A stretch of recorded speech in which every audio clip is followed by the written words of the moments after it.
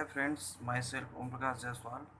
मैं आपको बायोलॉजी का एक टॉपिक कोशिका चक्र के बारे में बताने जा रहा हूँ। ठीक, मैक्सिमम एग्जाम में यहाँ से क्वेश्चन आता है ना, चूँकि हमारे पीएटी में भी आने का चांसेस रहता है। ठीक, तो सबसे पहले पढ़ना क्या है अपने को, कोशिका चक्र, सेल साइकिल। ठीक, तो सेल साइकिल होता क्या है उसके बारे में आप जानो। मतलब किसी भी जीव का जो शुरुआत होता है ना, एक कोशिका से होता है। ठीक, एक कोशिका जो होता है वो डिवाइड होकर और मतलब बनते जाता है। इस प्रकार किसी जीव का क्या होता है, निर्माण होता है। मतलब आप क्या इसका मतलब क्या समझते हो, जो किसी भी जीव का जो निर्माण होता है या शुरुआत होता है वो एकल कोशिका से होता है। ठीक, तो डिवाइड कैसे होता है, ये जो सेल है डिवाइड कैसे होता है, इसके पूरे लाइफ साइकिल को या उसके पूरे घटनाक्रम का जो अध्ययन करेंगे हम उसको बोलेंगे कोशिका चक्र। ठीक, तो सेल डिवीजन या कोशिका विभाजन क्या होता है, एक सेल से दो सेल का जो फॉर्मेशन निर्माण होता है ना। एक सेल से कितना, दो कोशिका का निर्माण, हम उसको क्या बोलते हैं, कोशिका विभाजन। ठीक, इसका प्रतिपादन किसने किया था, तो नगेली नामक साइंटिस्ट है, नगेली, इन्होंने क्या किया था, प्रतिपादन किया था। अब कोशिका सेल साइकिल होता क्या है उसके बारे में जानते हैं, है ना। तो एक सेल के निर्माण से लेकर, एक सेल के निर्माण से लेकर उसके पुनः विभाजन द्वारा संतति कोशिका बनने के होने वाली समस्त घटना को सेल साइकिल कहते हैं। ठीक, मतलब एक सेल का निर्माण, ठीक, ये सेल का निर्माण हुआ, ठीक, यहाँ से लेकर ये पुनः विभाजन होगा तो एक से कितना बनेगा बोले थे, दो। ठीक, एक से कितना, दो। ठीक, अब इनके जो इनसे इन कोशिका से इस कोशिका से दो कोशिका बनेगा, ये है ना। तो इसको हम बोलते हैं संतति कोशिका, इसको क्या बोलते हैं, संतति। ठीक, तो एक कोशिका के निर्माण से लेकर उसके पुनः विभाजन, है ना, उसके पुनः विभाजन द्वारा संतति कोशिका के बनने तक जितना भी घटना होता है, ठीक, यह जितना भी प्रक्रिया होता है, ये सब का अध्ययन करना या ये सब के घटना को हम क्या बोलते हैं, कोशिका चक्र, सेल साइकिल। समझ में आ गया, किसी सेल के निर्माण से लेकर उसके पुनः विभाजन द्वारा संतति कोशिका बनने तक के होने वाली समस्त घटना को हम क्या बोलते हैं, सेल साइकिल। ठीक, अब सेल साइकिल में क्या क्या घटना होती है उसके बारे में देखते हैं ना। तो सेल कोशिका चक्र में क्या क्या घटना होता है उसको देखते हैं। तो सबसे पहले क्या होता है, सेल मतलब कोशिका का विभाजन होता है, सेल डिवाइड होगा। ठीक, फिर डीएनए रेप्लिकेशन होगा, डीएनए का रेप्लिकेशन द्विगुणन बोलते हैं, है ना। फिर उसके बाद वो क्या करेगा, ग्रोथ करेगा, बढ़ेगा, और उसके बाद क्या करेगा, ग्रोथ करेगा, उसके बाद वो वृद्धि करेगा, डेवलपमेंट। मतलब सेल डिवीजन से उसके बाद क्या होगा, डीएनए रेप्लिकेशन, उसके बाद क्या होगा, ग्रोथ होगा उसका, उसके बाद क्या होगा, डेवलपमेंट। तो यहाँ से यहाँ तक, ठीक, यहाँ से सेल डिवीजन से उसके पूरे डेवलपमेंट होने तक, है ना, पूरे उस डेवलपमेंट होने तक उतने के घटना को हम क्या बोलते हैं, अध्ययन करेंगे कोशिका चक्र के दौरान। ठीक, तो अब इसमें होता क्या है, देखो सेल साइकिल होता क्या है इसमें, ये अनुक्रम में चलता है। मतलब सेल डिवाइड होगा, उसके बाद डीएनए रेप्लिकेशन होगा, फिर ग्रोथ होगा, फिर डेवलपमेंट होगा। तो ये एक अनुक्रम में चलता है ना। और अंत में क्या होता है, एक कोशिका से दो कोशिका का निर्माण हो जाता है, या एक कोशिका दो सेल में विभक्त हो जाता है। ठीक, अब सेल साइकिल में होने वाली घटना फिर से देख रहे हैं इसको। तो ये दो फेज में कंप्लीट होता है, कोशिका चक्र जो होता है दो फेज में। एक को बोलते हैं अंतरावस्था या इंटरफेज, दूसरे को बोलते हैं एम फेज या माइटोटिक फेज। समझ में आ गया। तो सेल साइकिल दो फेज में क्या होता है, कंप्लीट होता है। एक है अंतरावस्था इंटरफेज, और एक है माइटोटिक एम फेज, है ना। अब इंटरफेज को देखते हैं, समझ में आ रहा है कि नहीं आ रहा है, इंटरफेस, है ना। तो ये क्या होता है, लॉन्गेस्ट फेज होता है। मतलब कोशिका चक्र जो होता है ना, ठीक, ये सेल साइकिल जो हो रहा है, ठीक, ये दो दो स्टेज में कंप्लीट होता है, ऐसा बोल रहे हैं, दो फेज में। यहाँ से यहाँ तक को हम बोल रहे हैं अंतरावस्था, और यहाँ से यहाँ तक को बोल रहे हैं एम फेज, माइटोटिक फेज।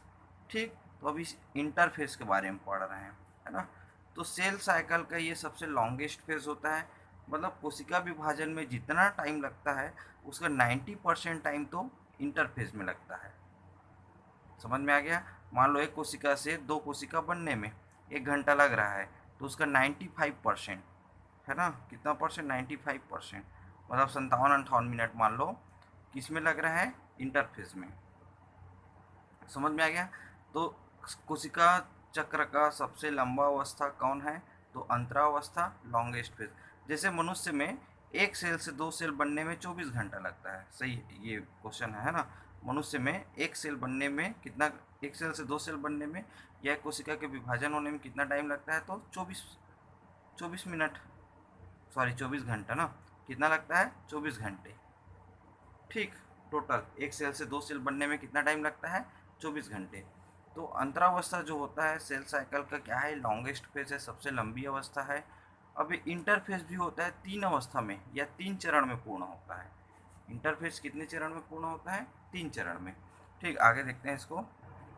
ठीक, इंटरफेज कितने चरण में पूर्ण होता है बोले थे, 3 चरण में। ठीक, आगे उसको पढ़ेंगे। अब दूसरा क्या पढ़ें, पहला इंटरफेज और दूसरा क्या, एम फेज, माइटोटिक फेज। अब दूसरा पढ़ रहे हैं माइटोटिक फेज।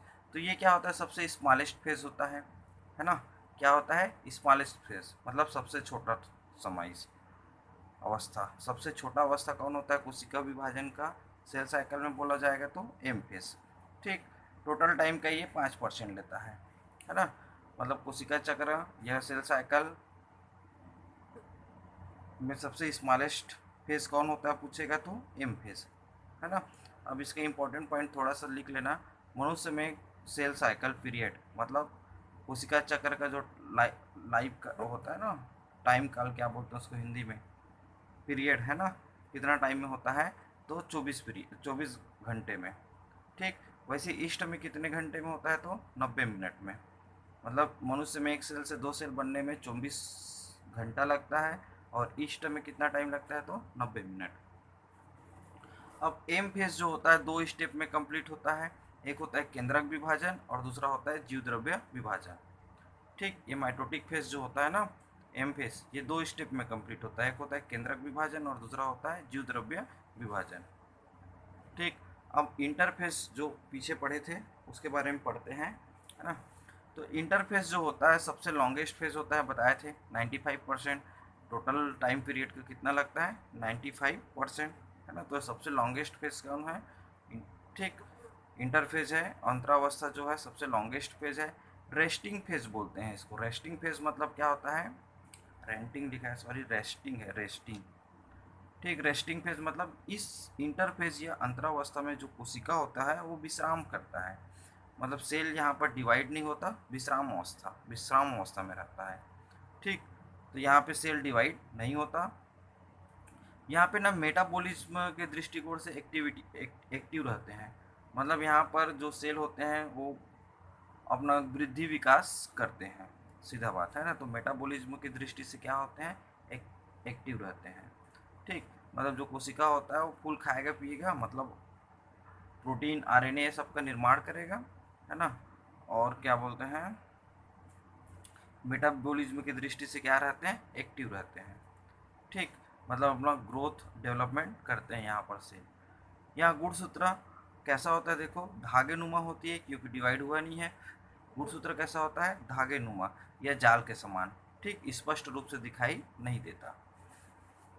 ठीक, तो इंटरफेस के बारे में जान गए। सबसे लॉन्गेस्ट फेज है कोशिका का विश्राम, मतलब इसको रेस्टिंग फेज बोलते हैं। मतलब सेल डिवाइड नहीं होता है, विश्राम करते रहता है, इसलिए इसको बोलते हैं रेस्टिंग फेज। तो ये भी क्वेश्चन बनता है, कोशिका विभाजन का कौन सा फेज रेस्टिंग फेज है, तो इंटरफेज। सेल डिवाइड नहीं होता यहाँ पर। मेटाबॉलिज्म की दृष्टि से क्या होते हैं, एक्टिव होते हैं। यहाँ पे जो गुणसूत्र होता है वो कैसा होता है, धागे नुमा होता है या जाल के समान, स्पष्ट नहीं होता।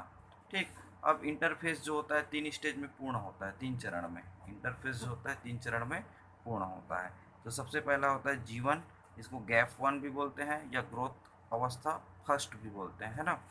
तो इसको जीवन को हम बोलते हैं ग्रोथ पीरियड। मतलब यहाँ पर कोशिका क्या होता है, वृद्धि करता है।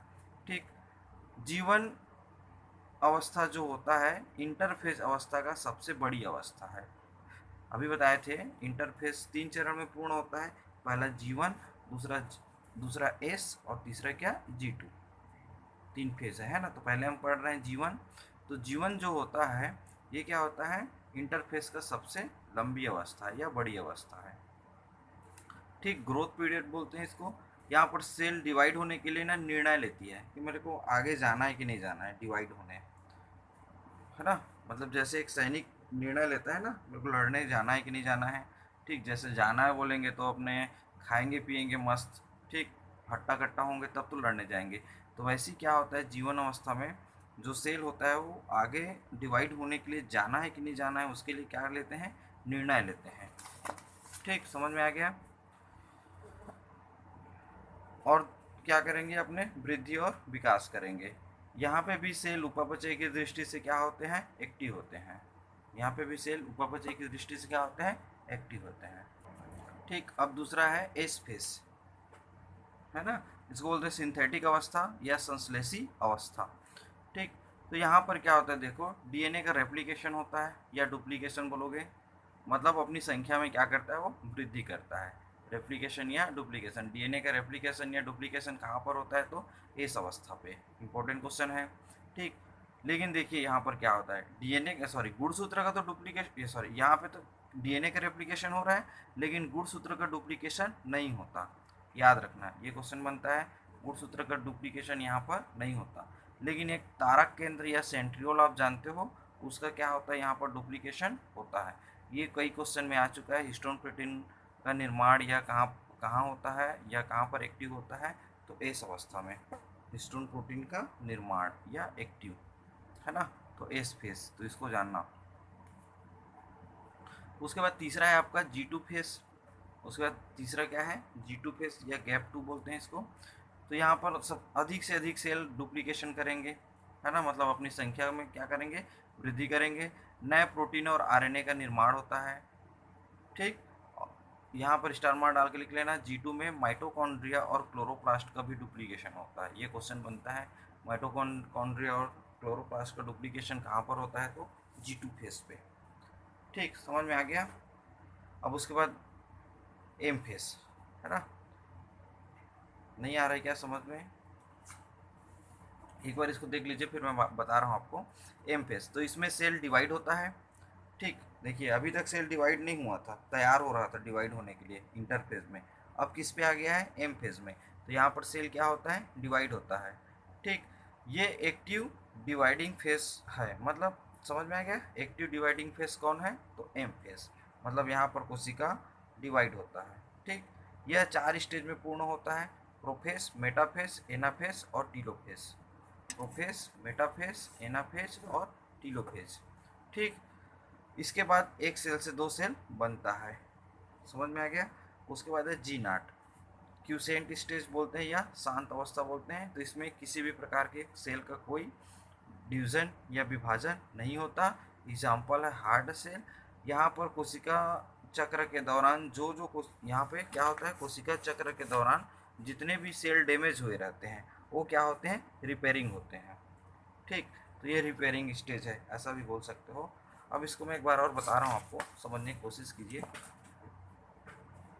ठीक, सबसे पहले तो ये देखिए, एक सेल साइकिल में बता रहा हूँ, एक सेल से 2 सेल बनता कैसा है ना। आगे आप पढ़े, इसके पहले पढ़े हैं, 2 अवस्था में पूर्ण होता है। एक को बोले हैं हम लोग इंटरफेस, क्या बोले हैं, एक को इंटरफेस और एक को बोले हैं माइटोटिक, है ना। इंटरफेज और क्या बोले थे, माइटोटिक बोले थे ना। 2 स्टेज में पूर्ण होता है, पहला क्या, इंटरफेस। ठीक, अब इसी बारे में बता रहा हूँ। तो इंटरफेस जो होता है यहाँ से यहाँ तक, है ना, और ये जो है आपका माइटोटिक है। ठीक, यहाँ से यहाँ तक क्या है, इंटरफेस, अंतरावस्था। ठीक, 3 स्टेज में कंप्लीट हुआ था, एक क्या, G1। ठीक, दूसरा क्या, एस, और तीसरा क्या, G2, है ना। इंटरफेस था वो कितने अवस्था कितने चरण में पूर्ण हुआ था, 3 चरण में, G1, एस और क्या, G2। ठीक, ये क्या है आपका, मेटाफेज है, ये क्या है, एम फेज। ठीक, अब एम फेज होता है वो 4 चरण में कंप्लीट हुआ है, बताए थे, है ना। प्रोफेज, मेटाफेज, एनाफेज और क्या, टीलोफेज, 4 चरण में, है ना। प्रोफेज, मेटाफेज, एनाफेज और टीलोफेज। और लास्ट क्या था, जी नॉट, है ना, शांत अवस्था बोलते हैं या क्यूसेंट स्टेज बोलते हैं। आया समझ में? हम क्या पढ़े थे, जो सेल, एक बार और बता रहा हूँ, सुन लिए, सेल साइकिल जो है ना, 2 स्टेप में, एक क्या था, इंटरफेस, इसके बारे में बताया था, लॉन्गेस्ट फेज होता है, टोटल टाइम का कितना, 95%। ठीक, रेस्टिंग फेज, कोशिका यहाँ पर क्या होता है, विश्राम करता है। ठीक, और मेटाबॉलिज्म मतलब उपापचय की दृष्टि से क्या होता है, ये एक्टिव होता है, इतना मैं बताया था आपको। दूसरा है आपका एम फेस, दूसरा क्या है, एम फेस। ठीक, अभी इंटरफेस के बारे में और जान लीजिए। ये 3 चरण में आपका कंप्लीट हुआ था। एक क्या था, G1, एक क्या था, एस, और एक क्या है, G2। यहाँ से कई बार क्वेश्चन बना है, आरएनए और प्रोटीन का निर्माण कहाँ से होता है, तो यहाँ से G1 स्टेज में, है ना। ये डीएनए का डुप्लीकेशन कहाँ पर होता है पूछेगा तो एस अवस्था में। हिस्टोन प्रोटीन का निर्माण कई सारे एग्जाम में पूछा जा चुका है, तो एस फेज में। G2 के बारे में क्या है, अब देखिए यहाँ पर G1 में क्या होता है, ये जो इंटरफेस है ना, ये तीन स्टेप में पूर्ण हुआ था, एक G1 और दूसरा क्या, एस, और तीसरा तीसरा क्या, G2। तो जो सबसे लंबी अवस्था है वो G1 होता है। इंटरफेस का सबसे लंबी अवस्था कौन होता है, G1। इसको इसके बारे में क्या जानेंगे, यहाँ पर प्रोटीन और आरएनए का निर्माण होता है। रेस्टिंग फेज बोलोगे, क्या बोलोगे, रेस्टिंग फेज, है ना, क्या बोलेंगे, रेस्टिंग फेज। ठीक, मेटाबॉलिज्म की दृष्टि से क्या होता है, ये एक्टिव होता है। समझ में आ गया? यहाँ पर कोशिका का क्या होता है, वृद्धि और विकास होता है। ठीक, और यहीं पर सेल जो होता है आगे डिवाइड होने के लिए क्या करता है, निर्णय लेता है कि मैं आगे डिवाइड करने जाऊंगा कि नहीं जाऊंगा करके। तो ये जीवन हो गया। उसके बाद एस फेज में क्या हुआ तो बोले थे, हिस्टोन प्रोटीन का निर्माण, है ना, और क्या, डीएनए, और दूसरा क्या, डीएनए का डुप्लीकेशन या रेप्लिकेशन। ठीक, उसके बाद G2 में क्या बोले थे, नए नए प्रोटीन और आरएनए का निर्माण होता है। ठीक, अब यहाँ से क्या इसमें जाएगा, मेटाफेज में। यहाँ से क्या होता है, मेटाफेज में, मतलब सेल जो होता है डिवाइड करने के लिए किस में जाएगा, एम फेज में। ठीक, समझ में आ गया? ठीक, धन्यवाद, है ना। आगे का इसके बारे में आगे जाओगे तो आप समसूत्री और अर्धसूत्री विभाजन पढ़ोगे। उसके अंतर्गत आप पढ़ोगे प्रोफेज क्या होता है, मेटाफेज क्या होता है, एनाफेज क्या होता है, टीलोफेज क्या होता है ना। इसको आगे मैं बताऊंगा नेक्स्ट वीडियो में। थैंक यू, धन्यवाद।